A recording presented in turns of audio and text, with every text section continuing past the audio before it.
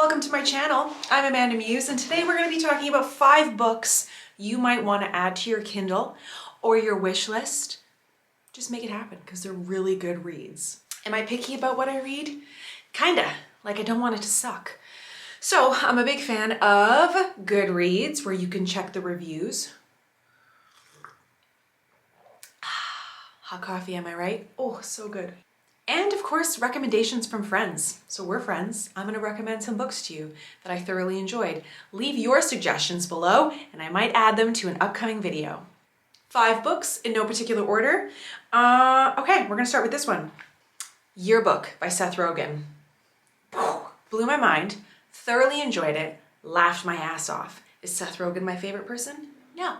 I wouldn't even say that I'm a big fan, but I really enjoyed his book. It's like this little moseying of stories about his time in Hollywood. He's done a lot more than you probably know, unless you're a big fan.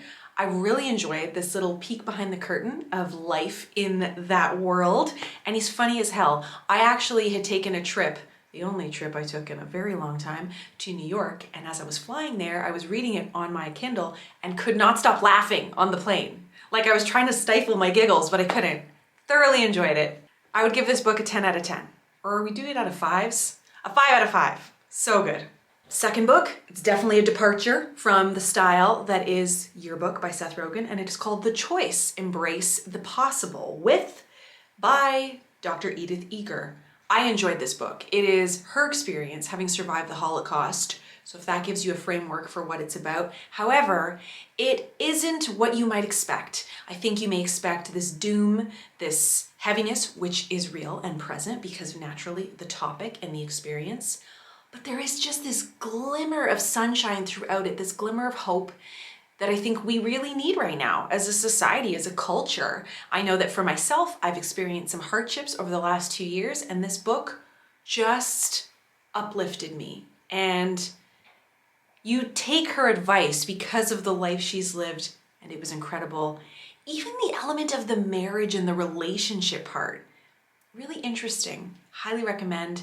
I would also give this book a 5 out of 5, no joke. Maybe like a 4.8, because it's not, like, it didn't make me giggle, not that that's a requirement, but I knew it would be good, I just didn't think it would be this good. The Paper Palace. Oh, this was a good read. It was a slow start.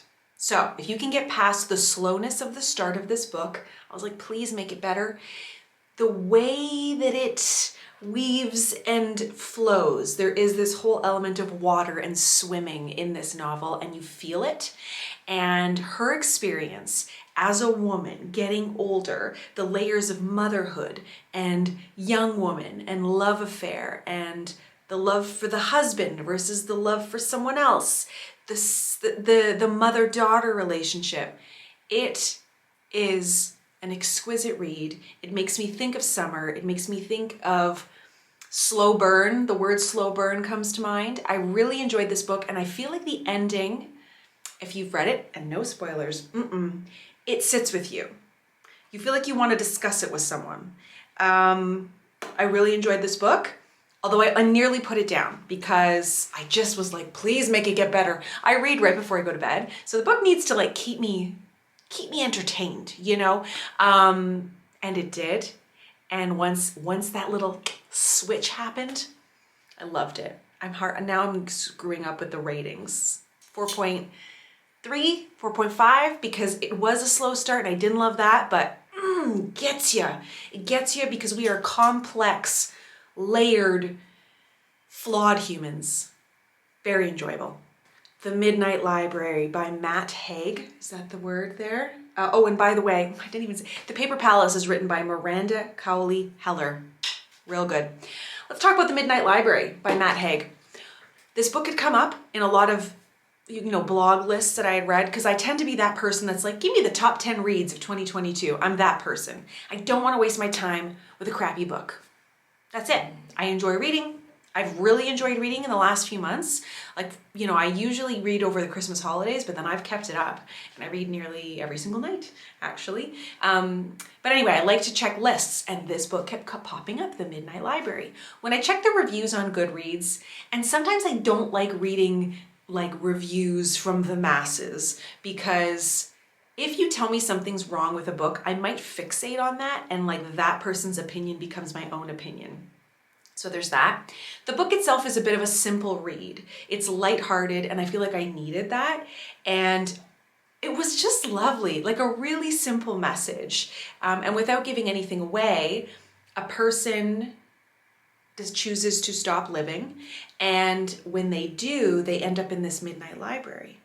And it's like, almost like a sliding doors situation, which is ridiculous that I'm actually giving that reference because I've never seen the movie Sliding Doors, but the concept that like, if you made this decision, where would your life go? If you made that one minor decision, where would your life turn? But I really love that concept. And you know, I knew that it would end with this really lovely kind of uplifting message, and it did, and it made me really happy. And I just needed that feel-good book. So if you're in the mood for like a lighthearted, feel-good book, that's the one.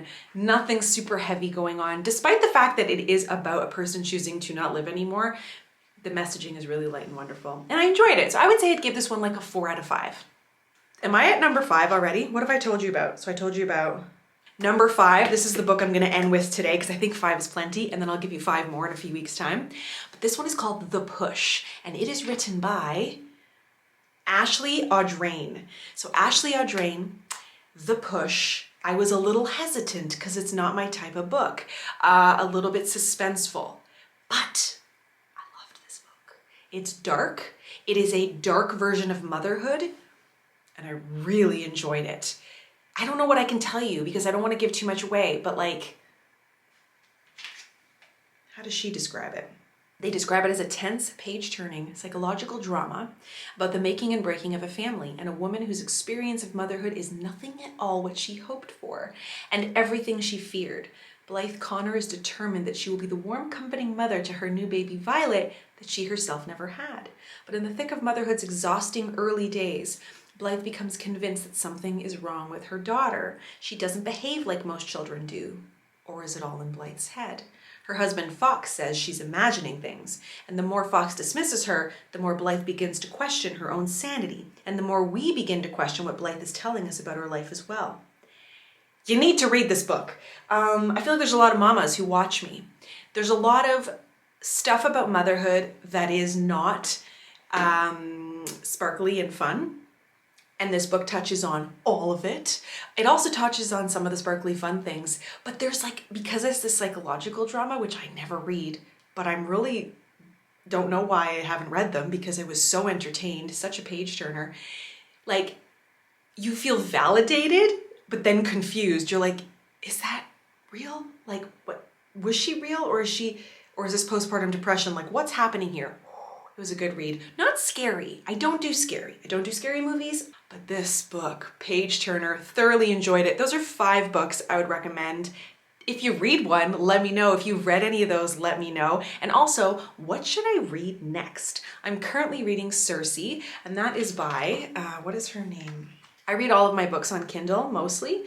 But I am currently reading Circe by Madeline Miller, and I'm nearly done, and it is so good. Oh my gosh. I don't know why it took so long to read this book, but it's all like Greek goddess and goddesses and the relationships between them, and based on fact, but yet it's a novel, and oh my gosh, I'm really, really enjoying it. Like, I want to do nothing but read the book, but like I have to do life. Anyway, I enjoyed that. If you like reading like I like reading, subscribe. I'm going to talk about more books. I also have a lot of lists, like podcasts you should listen to, TV shows you might want to watch. I'm going to link some of those below. Subscribe if you're new, and I'll catch you on Thursday with a brand new video. That's a lie, on Saturday.